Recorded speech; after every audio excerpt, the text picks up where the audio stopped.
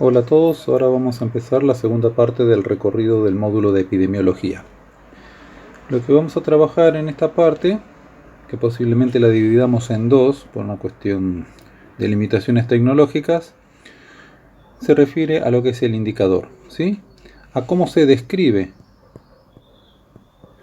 el indicador, cómo es la descripción de un indicador. Todas las cuestiones que están involucradas cuando uno analiza un indicador, ¿sí? ¿Cuáles son las cosas que nosotros tenemos que nombrar, tener en cuenta, indicar a la hora de hablar de un indicador? Van a ver que algunas cosas son sumamente simples y en algunas otras nos vamos a detener un poquito. La primera es el título. ¿Qué es el título? Ni más ni menos que el nombre que se le da al indicador. A veces ese nombre está en relación con los componentes de la fórmula, otras veces es un nombre más descriptivo del objetivo. Eso, algunos ya están predeterminados. Los indicadores nuevos responden al título que quien los arma les da. Pero el título es importante porque es la manera en que uno va a buscar y nombrar el indicador cuando lo utilice. El segundo punto se refiere a la definición. La definición, cuando hablamos de la definición de un indicador, de lo que estamos hablando es del parámetro que vamos a medir. ¿Cuál es el fenómeno de interés? O sea, que volvemos al tema de la CIF, ¿sí?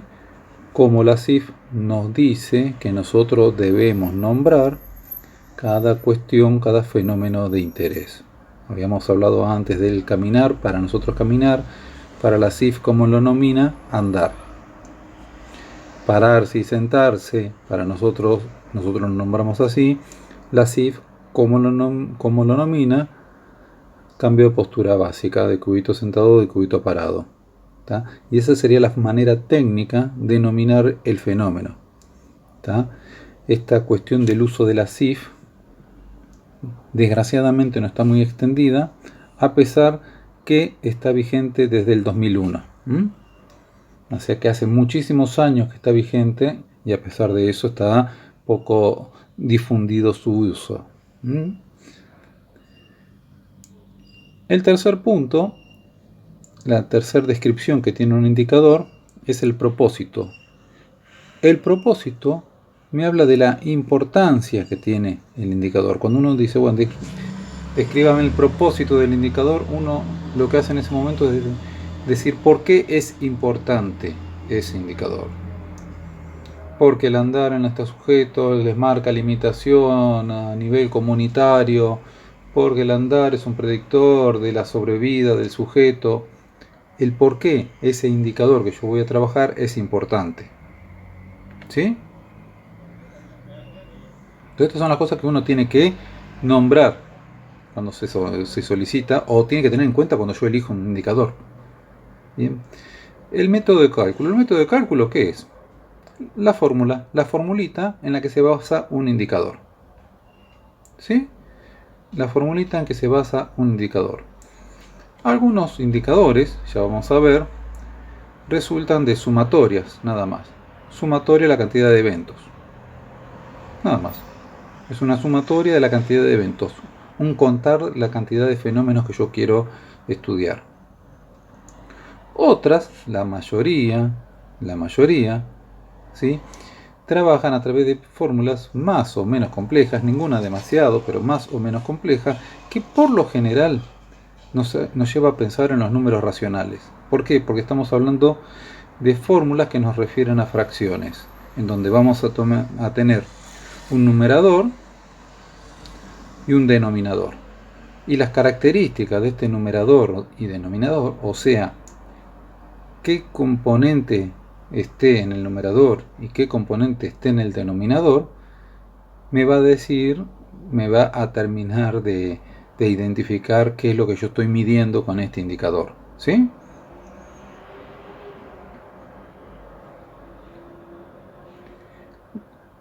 Los indicadores se analizan a partir de su capacidad de medida de dos maneras. Una, a través de su medida matemática. cómo miden matemáticamente el fenómeno que yo quiero. Y acá hay dos maneras básicas de medirlo. Una es a través de la medición absoluta. ¿Sí? La medición absoluta. La medición absoluta, ¿a qué se refiere? A que si yo tengo una serie de eventos que voy a estudiar, lo que hace la medición absoluta es sumarlos. Suma todos los elementos que hay. O sea, dicho de otra manera, los cuenta. El indicador que se refiere a este tipo de medición, del contar los eventos, 1, 2, 3, 4, 5, 6, 7, 8, 9, 10, 11, 12, 13, 14, 15, 16, se denomina frecuencia absoluta. ¿Cuál es la frecuencia absoluta entonces de este fenómeno? 16. El solamente contar el fenómeno es 16. ¿Cuánta gente camina mal? ¿Cuánta gente se recuperó? ¿Cuánta gente vive en tal lado?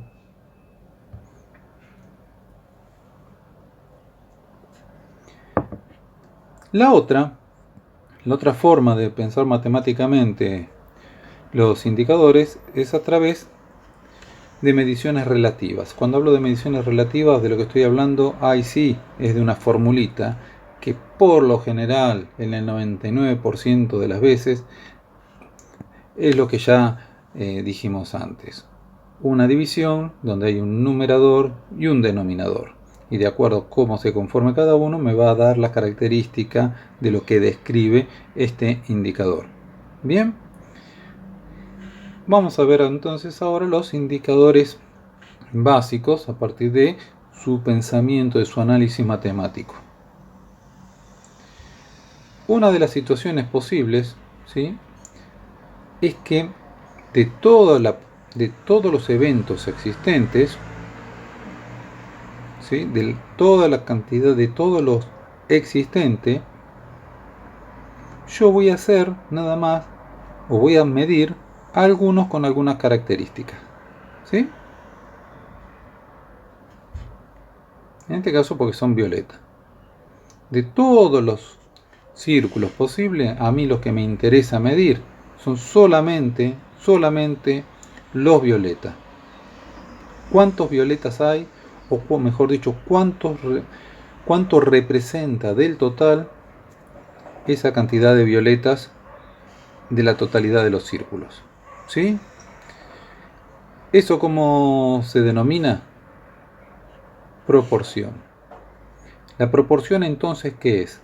La cantidad de eventos positivos, porque si yo en vez de hablar de círculos hablo de enfermedades o gente que se cae o lo positivo del fenómeno de interés, la cantidad de eventos positivos respecto a la totalidad de los eventos. ¿Sí? La cantidad de eventos positivos respecto a la totalidad de los eventos. Si la cantidad de eventos positivos es A, todos los eventos, ¿qué es? A más todo el resto, que yo lo llamo B. ¿Por qué? Podría llamarlo B, C, D. ¿Qué es lo importante acá? Que en el denominador, el numerador está incluido. ¿Sí? Por eso es una proporción. Por eso estamos hablando que de esta manera yo obtengo un porcentaje. De lo que yo estoy hablando es de la frecuencia relativa del evento positivo. O dicho de otra manera, de la probabilidad de que ocurra ese evento. ¿Cuál es la probabilidad de que obtenga una bolita violeta en una bolsa que contenga todas las bolitas? Bueno, esa probabilidad surge del cálculo de proporción, en donde yo tengo todas las violetas respecto a todas las bolitas presentes en la bolsa. es una medida de probabilidad. La frecuencia relativa entonces es una medida de probabilidad que me va a dar la probabilidad de que ocurra un fenómeno. Bien. La otra medida importante es la tasa. ¿Qué es la tasa? La tasa también me habla de la cantidad de positivos respecto al total. También es una proporción, también es una medida de probabilidad. Pero acá la tasa tiene una característica muy puntual, ¿sí? También me habla de eventos positivos. Me habla de eventos positivos respecto a todos los eventos, pero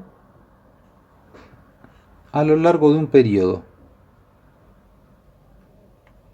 Es la proporción de ocurrencia de algo a lo largo de un periodo.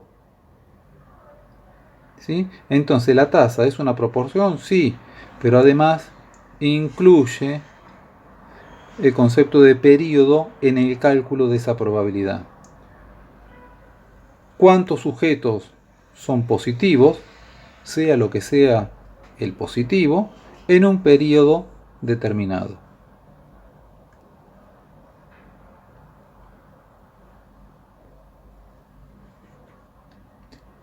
Ahora vamos a ver una que suena un poco rara, un poco distinto, que es el odds. El odds se lo denomina de esta manera porque básicamente no tiene una traducción para el castellano. Lo más cercano como traducción me habla de razón de probabilidades. De razón de probabilidades. Y sí, es cierto eso, porque lo que me calcula el odds es cuánto es la relación entre la probabilidad del evento positivo respecto a la probabilidad del evento negativo. ¿Cuánto es la probabilidad de los violeta respecto a la probabilidad de los no violeta? Ojo, no compara cantidad de violetas versus cantidad de no violetas. Compara probabilidad de violetas, o sea, si violeta es A y no violetas es B, compara la probabilidad de que sea violeta, A más B, dividido respecto, porque esto es la probabilidad de positivo, dividido la probabilidad de que no sean violeta, o sea, de B sobre A más B. Lo que hace el odds es comparar probabilidades. La probabilidad de que pase respecto a la probabilidad de que no pase. La probabilidad de que se enferme versus la probabilidad de que no se enferme. La probabilidad de que se caiga versus que no se caiga. La probabilidad de que se recupere versus que no se recupere. Probabilidad, no cantidad. ¿Sí? Probabilidad, no cantidad. Y la última es la razón. En realidad, todo lo que vimos hasta ahora son razones, porque razón, matemáticamente, significa dividir, significa numerador sobre denominador. Como es razón, de ahí viene el nombre de números racionales, y números racionales son los que se expresan a través de una fracción. 0, lo que sea, es lo mismo que decir A sobre B, por ende, todo esto son números racionales. Y de ahí es que viene el término de razón. Todo lo que vimos recién son razones. Lo que pasa es que, para no hacer tanto lío, a pesar de que todos son razones, se utiliza el término razón específicamente cuando yo comparo, relaciono eventos diferentes. Eventos diferentes. Comparo la cantidad de bolitas respecto a la cantidad de cuadrados. No de positivos y negativos, porque positivo y negativo, yo estaba hablando del mismo evento. El evento, el fenómeno de interés, era, qué sé yo, que se caiga. Positivo si se cae, negativo si no se cae. Acá yo no estoy comparando si se cae o no se cae. Acá estoy comparando una cosa con otra. Una cosa con otra, y esa una y otra son diferentes. O sea, estoy comparando el evento A respecto al evento B. Estoy comparando, a ver, ¿qué puede ser? Cantidad de pacientes respecto a la cantidad de camas que hay en un hospital. Cantidad de vacunas respecto a la cantidad de gente, a la población que hay en una ciudad, en un país, en lo que sea. ¿Sí? Y eso se denomina razón. Y me va a decir que, por ejemplo, por cada 10 pacientes hay 2 camas. Por la cantidad de kinesiólogos para la población hay 2 kinesiólogos por cada 10 habitantes o 100 habitantes. ¿Sí? Eso es razón. Razón, ¿para qué se reserva el término? Para comparar cosas diferentes, fenómenos diferentes, cómo es la relación de existencia entre fenómenos diferentes.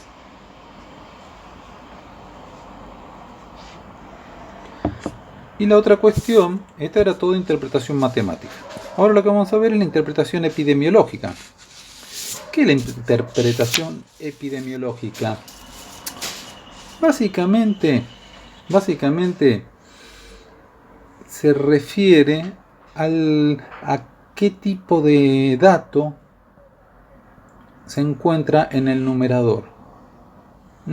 No es que son fórmulas distintas, no es que son cuestiones matemáticas diferentes, sino que es como lo dice la palabra, cómo se interpreta a nivel de epidemiología, y esa interpretación va a surgir en base a, básicamente, a lo que el numerador diga, a lo que el numerador, el dato que está en el numerador, exprese.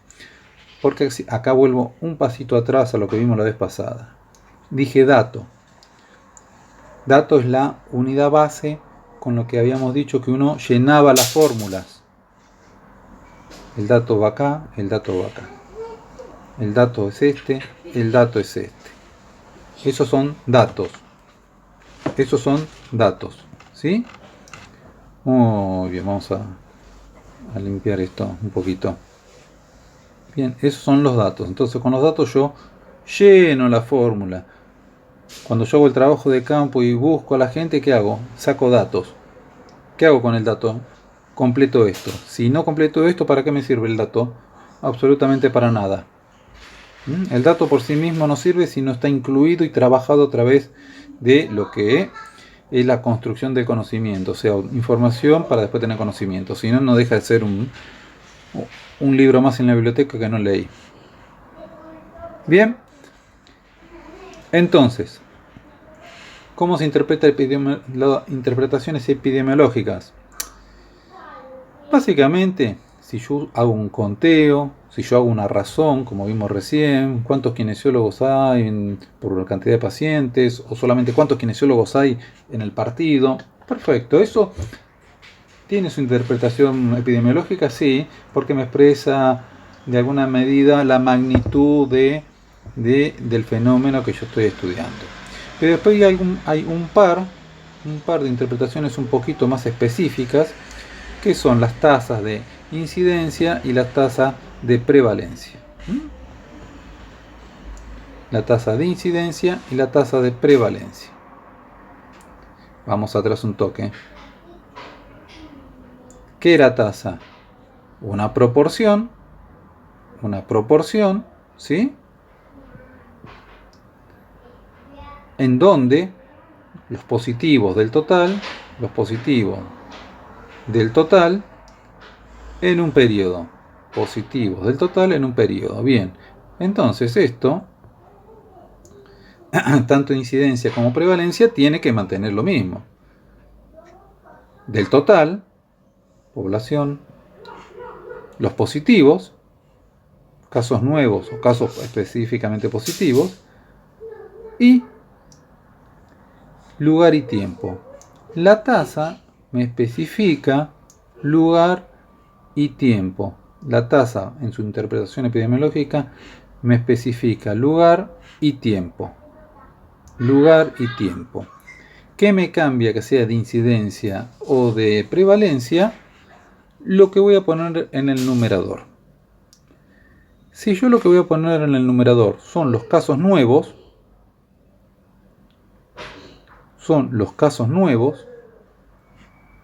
que aparecen en un tiempo y lugar determinado, lo que yo estoy haciendo, ¿sí?, es obtener la tasa de incidencia. Evento incidente es el evento nuevo que aparece en un periodo determinado. El que se enferma en un periodo, el que se cae en un periodo, el que se muere, el que nace en un periodo. Bien, cuando hablamos de prevalencia, hablamos de los casos positivos, no casos nuevos, sino los casos positivos, todos los positivos que hay, otra vez, en un lugar y en un momento determinado, no en un periodo, en un momento determinado. Tiempo para incidencia es cuántos eventos van sucediendo a lo largo del tiempo que yo defino. Prevalencia es cuántos hay hoy. ¿Cuál es la prevalencia de COVID hoy? Hoy, ¿cuántos hay? Incidencia, ¿cuántos casos fueron apareciendo desde principio de mes? Y ahí van la suma de la cantidad de casos respecto a la población expuesta, ¿no? Que es la población que está en riesgo de tener. ¿Por qué yo acá puse en incidencia 1 de julio? Porque hay una cuestión que tiene la incidencia, que como abarca un periodo, abarca desde el 1 de enero, ¿sí?, desde enero hasta el 12 de diciembre, durante este periodo la población expuesta puede cambiar. La gente nace, muere, o sea que la población varía. La población varía en cantidad. Si varía en cantidad, ¿cómo se hace el cálculo? ¿Cuál es el número de población que yo tomo en cuenta para calcular la incidencia? Bueno, lo que se hace es tomar la cantidad de población, la foto se saca, ¿en qué momento? Al 1 de julio. Se toma como cantidad de gente a nivel poblacional, a nivel del denominador, al 1 de julio. O sea que la formulita utiliza en población expuesta la cantidad de gente que hay el 1 de julio, no el 1 de diciembre, no el 1 de enero, ni el 2, ni el 31 de diciembre, sino el 1 de julio. Porque lo toma como, muy entre comillas, como el promedio, en sí sería la mediana de la población en ese año. Bien. Todos estos indicadores tienen algo que se llama, todos no, muchos tienen algo que se llama base, van a encontrar ahí, multiplicativa. ¿Qué es la base multiplicativa? Cuando yo tengo un indicador y de acuerdo a la magnitud, al número que me da el resultado, y yo quiero que ese número sea entendible, como dijimos, tiene que ser entendible, yo me tengo que dar una idea de qué tan grave o no grave es el asunto. Lo que se hace es multiplicar la fórmula en sí por algo que lo aumente, por una base aumentativa, que es la base multiplicativa. Se multiplica por 10 a la n, siendo n un valor que va entre 2 y 5. O sea, por 10, por 100, por 1000, y es ahí donde uno encuentra, sí, la tasa de natalidad fue de 8 por cada 100 habitantes, la de tal problemita, 8 cada 100.000 habitantes, cada tanto, cada 10.000 habitantes. ¿Qué significa eso? Cada 10.000, 100.000, lo que sea habitante, es la base multiplicativa. ¿De dónde surge la base multiplicativa? Justamente de al indicador en crudo en sí, multiplicarlo por 10 a la n. Esta n va a ser de 2, en general es de 2 a 5, ¿sí? O sea, 100, 1000, 10.000, etc.